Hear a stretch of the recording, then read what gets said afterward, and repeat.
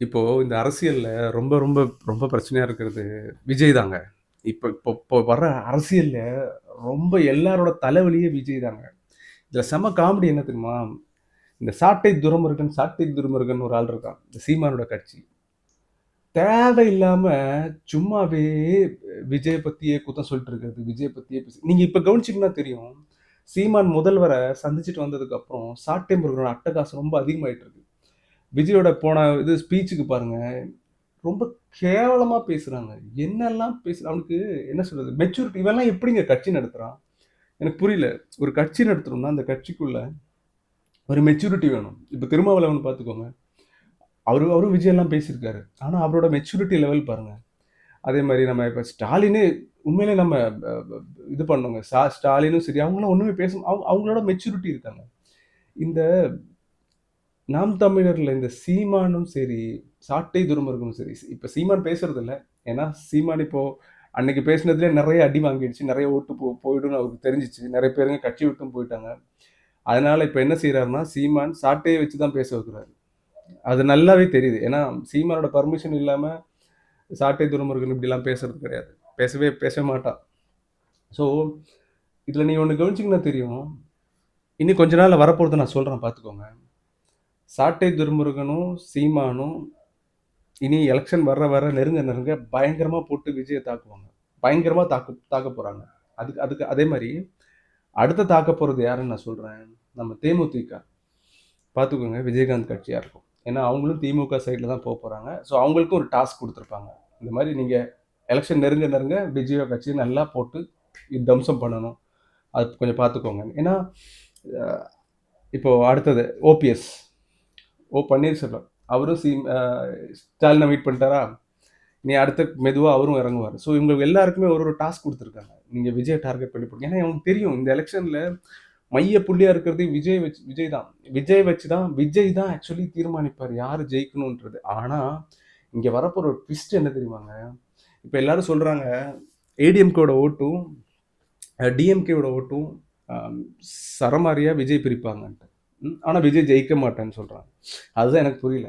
We அ ஒரு இன்னொரு இன்டர்வியூல நம்ம அ மற்ற மணி இருக்காரு. அ அவரு மூத்த பத்திரிகையாளர் மணி. அவரு சொல்றாரு, "விஜய் எல்லா ஓட்டையும் பிரிக்க போறாரு. எல்லா ஓட்டையும் பிரிக்க போறேன்னு" சொல்றாங்க. ஆனா எல்லா ஓட்டையும் அவரு பிரிச்சுட்டா ஆனா ஜெயிக்க மாட்டாருன்றாங்க. எல்லா ஓட்டையும் பிரிச்சுட்டாங்கன்னு வச்சுக்கோங்க. அந்த கட்சியில இருந்து கொஞ்சம் ஓட்டு, இந்த கட்சியில இருந்து கொஞ்சம் ஓட்டு, சீமான் கட்சியில ஒரு ஓட்டு, டிஎம்கே, ஏடிஎம்கே, பிஎம்கே இந்த மாரி எல்லா இடத்துலருந்தும் ஓட்ட விஜய் எடுத்துட்டாருன்னா, நீங்க நெனச்சு பாருங்க, விஜயோட ஓட்டு கவுண்ட் எவ்ளோ இருக்கும்ன்ட்டு. மினிமம் நான் சொல்றேங்க ஒரு 40-50% ஓட்டு கண்டிப்பா விஜய் வாங்கிடுவாரு. ஏன்னா எல்லா இடத்துலயும் எடுக்குறாரு. ஆனா இதுல ஒரே ஒரு பிரச்சனை என்ன தெரியுமாங்க? விஜய் தனியா நின்னுட்டு இருக்காரு.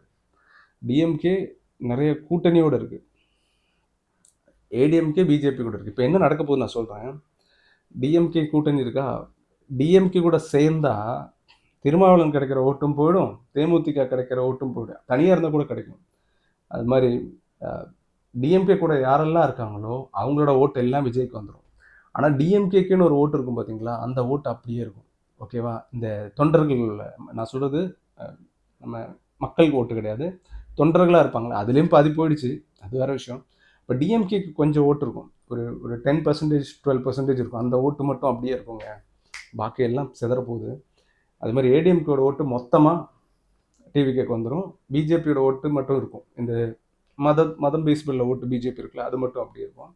மிச்சம் இருக்கிற தேமுதிக இந்த கட்சி பிஎம்கே எல்லா ஓட்டும் சீமான் கட்சி, நாம் தமிழர் இன்ஃபேக்ட் நாம் தமிழ் போன எலெக்ஷன்ல 8% வாங்குறதுக்கு காரணமே விஜய் கூட அவர் க்ளோஸா இருக்கிற மாரி இத ப்ரொஜெக்ட் பண்ணிக்கிட்டாரு. அந்த படம்லாம் ரிலீஸ் பண்ணப்போ விஜய் மைக் சின்னம் வச்சு பாடுறாரு அப்படி இப்படின்னு சொல்லிட்டு தம்பின்னு சொல்லி விஜயோட ரசிகர்களோட எல்லா ஓட்டையும் நாம் தமிழர் எடுத்தாங்க. அதனால தான் 8% வந்துச்சு. இல்லாட்டி வந்திருக்காது. ஸோ என்ன பொறுத்த வரைக்கும் என் கணிப்புல சொல்றேங்க, டிவிகே தாங்க ஜெயிக்க போகுது. அலர்றாங்க எல்லாரும். ஸ்டாலினுக்கு தெரிஞ்சுச்சு. போன தடவ கருத்து கணிப்புல இந்த ரீசென்ட்டா இந்த எலக்ஷனோட பிரெடிக்ஷன் எடுத்தப்போ, விஜய் தாங்க நம்பர் 1ல இருக்காரு. 32% ஏதோ. செகண்ட் ஏடிஎம்கே. தேர்ட் டிஎம்கே. அதனால ஸ்டாலின் அள்ளு போது. என்ன பண்றதுன்னு தெரியல. அவ்வளோதான். இந்த எலக்ஷனோட ஏடிஎம்கேவும் போயிடும், டிஎம்கேவும் போயிடும்னு தெரிஞ்சு போச்சு அவருக்கு. ஏன்னா இந்த இந்த எலக்ஷன்ல என்ன தெரியுமாங்க? விஜய் கட்சி ஜெயிச்சுச்சுன்னு வச்சுக்கோங்க. டிவிகே ஜெயிச்சிடுச்சுன்னா, ஏடிஎம்கே, டிஎம்கே அப்படியே டிஸப்பியர் ஆயி போயிடுங்க. திராவிடம் அந்த அந்த அவங்க ஏன்னா மொத்த திராவிடம் டிவிகேல இருக்கா? ஏடிஎம்கே, டிஎம்கே தேவையில்லைன்னு மக்கள் நினைச்சிருவாங்க. அப்புறம் என்ன வரும்னா, விஜய் வெர்சஸ் அங்க தாங்க கொஞ்சம் பிஜேபி இது இருக்கு. மேபி அடுத்த என்ன சொல்றது, இந்த எலக்ஷன் முடிஞ்சதுக்கப்புறம் விஜய் ஜெயிச்சிருவாரா? விஜய் ஜெயிச்சதுக்கப்புறம் அடுத்த எலக்ஷன் வரும்போது டிவிகே வெர்சஸ் பிஜேபின்னு தான் இருக்கும் பாருங்க. அப்படிதான் போகும். சீமான் அப்பவும் சீமான்லாம் ஜெயிக்கிறதுக்கெல்லாம் வரலங்க.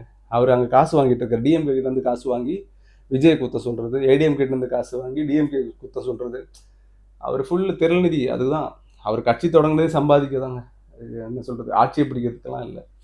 அவர் ஆட்சியை பிடிச்ச மாதிரி காமிச்சாதான் மக்கள் எல்லாருமே கட்சி கிட்ட இருந்து இவங்களோட பிரில்லியன்ட் ஒரு கேம் இருக்கு பாத்தீங்களா, ஒரு கட்சியிலும் போய் சேர மாட்டாங்க.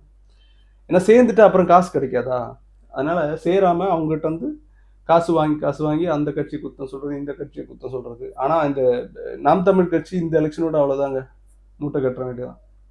மொத்தத்துல 3 கட்சி போகுதுங்க இந்த எலெக்ஷனோட. ஏடிஎம்கே, டிஎம்கே, நாம் தமிழ் கட்சி. டிவிகே தாங்க ஜெயிக்க போகுது. அது அது நீங்க நினைக்கிற மாதிரி இல்லை. எல்லா இடத்துலையும் யாரை கேட்டாலும் விஜய்க்கு தான் ஓட்டு, விஜய்க்கு தான் ஓட்டு அப்படின்னு ஒரு மாற்றம் இதுல சொல்லாம இருக்கிறவங்க நிறைய பேருங்க இருக்காங்க தெரியுமா? தெரியல அப்ப பார்ப்போம் அப்படின்னு. அவங்க கூட விஜய்க்கு தான். ஏன்னா அவங்க இல்லைன்னா டிஎம்கே போடுறதா அப்பயே சொல்லியிருப்பாங்க. ஸோ இந்த எலெக்ஷன்ல அவ்வளோதான். நம்ம நம்ம தளபதி தான்.